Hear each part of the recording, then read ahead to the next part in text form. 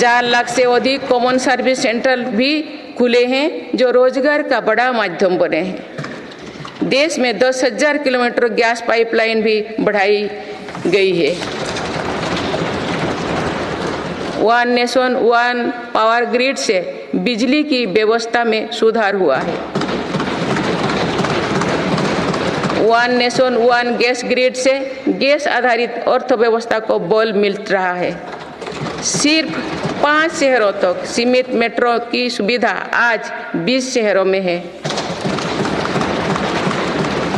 25,000 kilometre से ज़्यादा railway track बिछाई गई।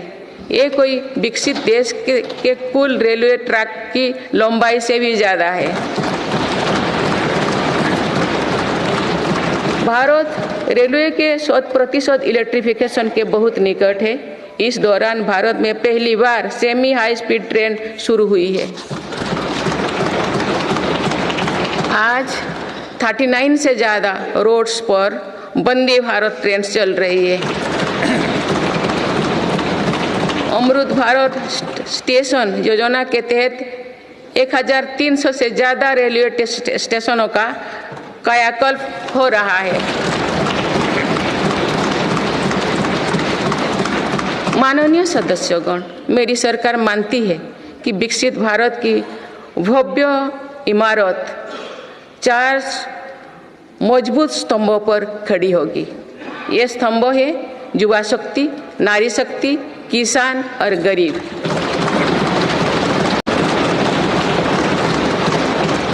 देश के हर हिस्से, हर समाज में इन सभी की स्थिति और सपने एक जैसे ही है। इसीलिए इन 4 स्तंभों को सशक्त करने के लिए मेरी सरकार निरंतर काम कर रही है। मेरी सरकार ने टैक्स का बहुत बड़ा हिस्सा इन स्तंभों को मजबूत बनाने पर खर्च किया है। 4 करोड़ 10 लाख गरीब परिवार को अपना पक्का घर मिला। इस पर लगभग 6 लाख करोड़ रुपया खर्च किए गए। लगभग 11 करोड़ ग्रामीण परिवारों तक पहली बार पाइप से पानी पहुंचा है। इस पर 4 लाख करोड़ रुपया खर्च किया जा रहे हैं। हाल ही में 10 करोड़ उज्ज्वला के गैस कनेक्शन पूरी हुई है। आज इन लाभार्थी बहनों को बहुत सस्ती गैस भी दी जा रही है। इस पर भी सरकार द्वारा 2.5 लाख करोड़ रुपया खर्च किए गए हैं।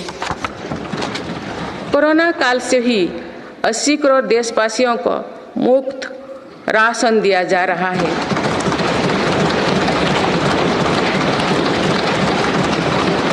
अब इसे आने वाले 5 वर्षों के लिए आगे बढ़ाया गया है।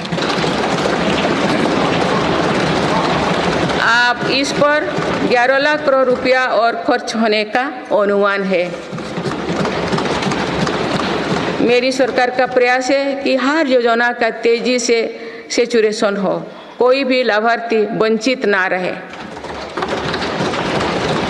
इसके लिए 15 नवंबर से विकसित भारत संकल्प यात्रा चल रही है। अभी तक इस यात्रा से करीब 19 करोड़ देशवासी जुड़ चुके हैं। माननीय सदस्यगण, बीते वर्ष में विश्व ने 2 बड़े युद्ध देखे और कोरोना जैसे वैश्विक महामारी का सामना किया। ऐसे वैश्विक संकटों के बावजूद मेरी सरकार ने देश में महंगाई को काबू में रखा, सामान्य भारतीयों का बोझ नहीं बढ़ने दिया।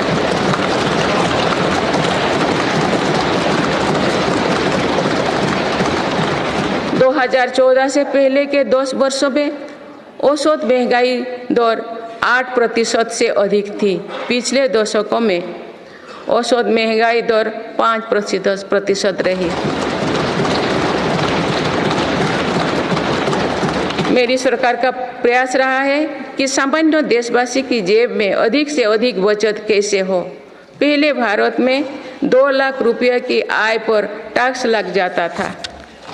आज भारत में 7 लाख रुपये तक की आय पर भी टैक्स नहीं लगता। टैक्स छूट और रिफॉर्म्स के कारण भारत के टैक्स पेयर्स को 2 साल में करीब 2.5 लाख करोड़ रुपया की बचत हुई है। आयुष्मान योजना के अलावा भी केंद्र सरकार विभिन्न हॉस्पिटल्स में मुफ्त इलाज की सुविधा देती है। इससे देश के नागरिकों के 3.5 लाख करोड़ रुपया खर्च होने से बचे हैं। जन औषधि केंद्रों की वजह से मरीजों के करीब 28,000 करोड़ रुपया खर्च होने से बचे हैं। कोरोनरी स्टेंट्स, घुटने के इम्प्लांट्स तथा कैंसर की दवाओं की कीमत भी कम की गई है। इससे मरीजों की हर वर्ष लगभग 27,000 करोड़ रुपया की बचत हो रही है। मेरी सरकार किडनी के मरीजों के लिए मुफ्त डायलिसिस का अभियान भी चला रही है।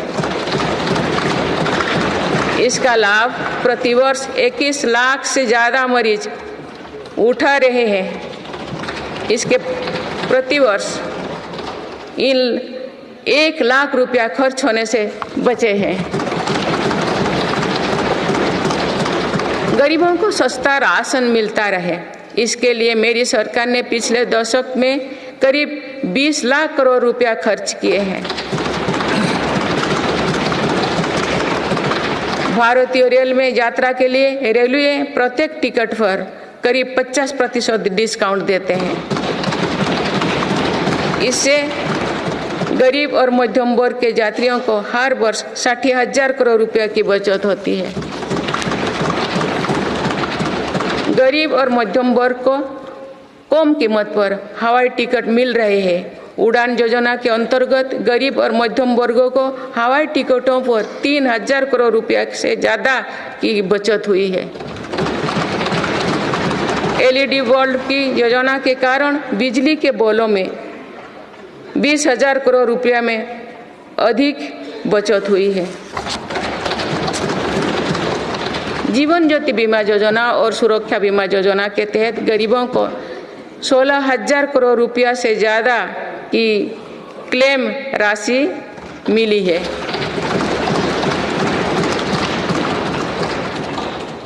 माननीय सदस्यगण, नारी शक्ति का सामर्थ्य बढ़ाने के लिए मेरी सरकार हर स्तर पर काम कर रही है। इस वर्ष की गणतंत्र दिवस परेड भी नारी शक्ति के लिए समर्पित थी।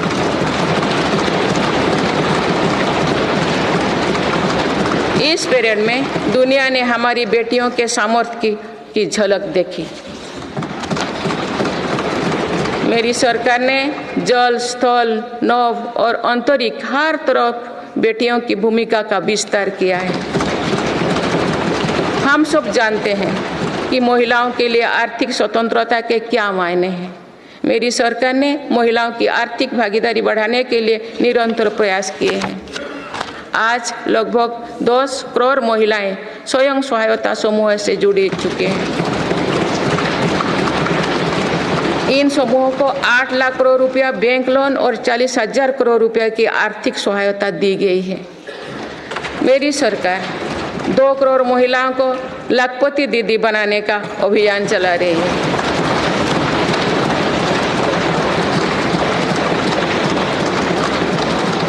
नमो ड्रोन दीदी योजना के तहत समूहों को 15,000 ड्रोन उपलब्ध कराए जा रहे हैं। मातृत्व अवकाश 12 सप्ताह से बढ़ाकर 26 सप्ताह करने से देश की लाखों महिलाओं को बहुत मदद मिली है। मेरी सरकार ने महिलाओं की पहली बार सशस्त्र बलों में परमानेंट कमीशन दिया गया है। पहली बार सैनिक स्कूलों और राष्ट्रीय रक्षा अकादमी में महिला कैडेट्स के प्रवेश दिया गया है। आज महिलाएं फाइटर पायलट भी है और नौसेना के जहाज को भी पहली बार कमांड कर रहे हैं। मुद्रा योजना के तहत जो 40 करोड़ से ज़्यादा लोन दिए गए हैं, उनमें करीब 31 करोड़ से ज़्यादा लोन महिलाओं को मिली है। इस योजना से लाभ लेकर करोड़ों महिलाओं ने स्वरोजगार शुरू किए हैं। माननीय सदस्यगण, मेरी सरकार आज खेती को अधिक लाभकारी बनाने पर बल दे रही है। हमारा ये प्रयास है कि खेती में लागत कम हो और लाभ अधिक हो। मेरी सरकार ने पहली बार 10 करोड़ से अधिक छोटे किसानों को भी देश की कृषि नीति और योजना में प्रमुखता दी है। पीएम किसान सम्मान निधि के तहत अब तक 2,80,000 करोड़ रुपया किसानों को मिल चुके हैं।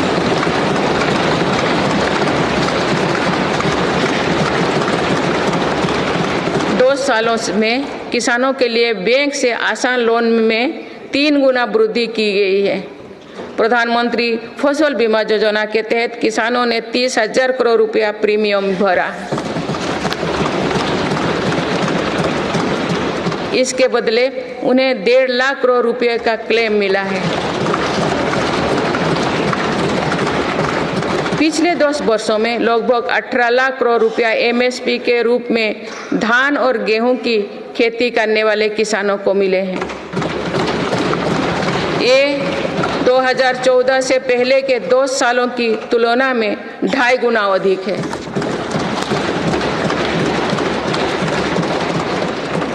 पहले तिलहन और दलहन फसलों की सरकारी खरीदी नहीं की बराबर थी। पिछले दशकों में तिलहन और दलहन की खेती करने वाले किसानों को एमएसपी के रूप में 1.25 लाख करोड़ रुपया मिले हैं।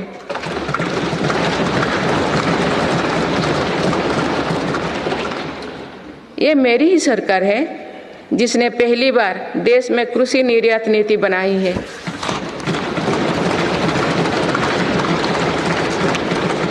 इससे एग्रीकल्चर एक्सपोर्ट 4 लाख करोड़ रुपया तक पहुंचा है।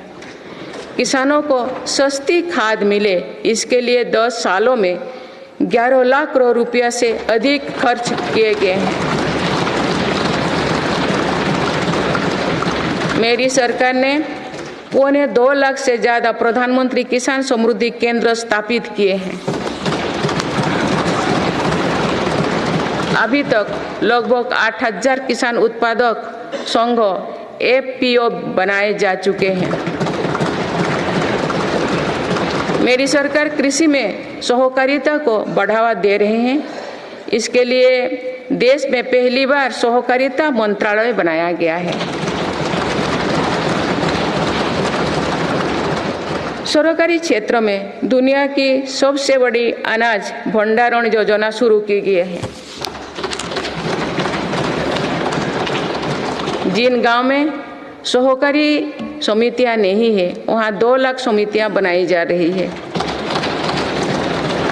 मत्स्य पालन क्षेत्र में 38,000 करोड़ रुपया से अधिक की योजनाएं चलाई जा रही है, जिसके कारण मत्स्य उत्पादन पिछले 10 साल में 95 लाख मीट्रिक टन से बढ़कर 175 लाख मीट्रिक टन यानी लगभग 2 गुना हो गया है। इनलैंड फिशरीज का उत्पादन 61 लाख मीट्रिक टन से बढ़कर 131 लाख मीट्रिक टन हो गया है। मत्स्य पालन क्षेत्र में निर्यात भी 30,000 करोड़ रुपया से बढ़कर 64,000 करोड़ रुपया तक यानी 2 गुनी से ज़्यादा बढ़ा है। देश में पहली बार पशुपालकों और मछुआरों को किसान क्रेडिट कार्ड का लाभ दिया गया है। पिछले दशकों में प्रति व्यक्ति दूध उपलब्धता 40% बढ़ी है। पशुओं को खुरपका और मुंहपका बीमारियों से बचाने के लिए पहली बार मुफ्त टीकाकरण अभियान चल रहा है। अब तक 4 चरणों में 50 करोड़ से ज़्यादा टीका पशुओं की दिए जा चुके हैं। माननीय सदस्यगण, जनकल्याण की ये जितनी भी योजनाएं हैं, ये सुविधाएं भर नहीं है। इसका देश के नागरिकों के पूरे जीवन चक्र पर सकारात्मक असर पड़ रहा है। विभिन्न सरकारी और गैर सरकारी संस्थाओं द्वारा मेरी सरकार की योजनाओं के प्रभावों का अध्ययन किया गया है। इसके परिणाम बहुत ही प्रभावकारी है और गरीबी से लड़ रहे दुनिया के हर देश को प्रेरित कर रहने वाले हैं। बीते वर्षों में विभिन्न संस्थाओं के अध्ययन में सामने आया है कि 11 करोड़ शौचालयों के निर्माण और खुले में शौच बंद होने से अनेक बीमारियों की रोकथाम हुई है। इससे शहरी क्षेत्र के हर गरीब परिवार को इलाज पर प्रति वर्ष 60,000 रुपया तक की बचत हो रही है। पाइप से शुद्ध पेयजल मिलने से भी प्रतिवर्ष लाखों बच्चों की जान बच रही है। पीएम आवास योजना पर हुई अध्ययन के अनुसार पक्के घर से परिवार की सामाजिक प्रतिष्ठा और गरिमा बढ़ी है। पक्के घर में बच्चों की पढ़ाई बेहतर हुई है और ड्रॉप आउट की दर में कमी आई है। प्रधानमंत्री सुरक्षित मातृत्व अभियान के वजह से आज देश में 100% संस्थागत प्रसव हो रही है। इस वजह से माता मृत्यु दर में भी भारी गिरावट आई है। एक और अध्ययन के अनुसार उज्ज्वला योजना के लाभार्थी परिवारों में गरीब बीमारी की घटनाओं में कम आई है। माननीय सदस्यगण, मेरी सरकार मानव केंद्रित विकास पर बल दे रही है। हमारे लिए हर नागरिक की गरिमा सर्वोपरि है। यही सामाजिक न्याय की हमारी अवधारणा है। भारत के संविधान के हर अनुच्छेद का संदेश भी यही है। हमारे यहाँ लंबे समय तक सिर्फ अधिकारों पर चर्चा होती थी। हमने सरकार के कर्तव्यों पर भी बल दिया। इससे नागरिकों में भी कर्तव्य भाव जागा।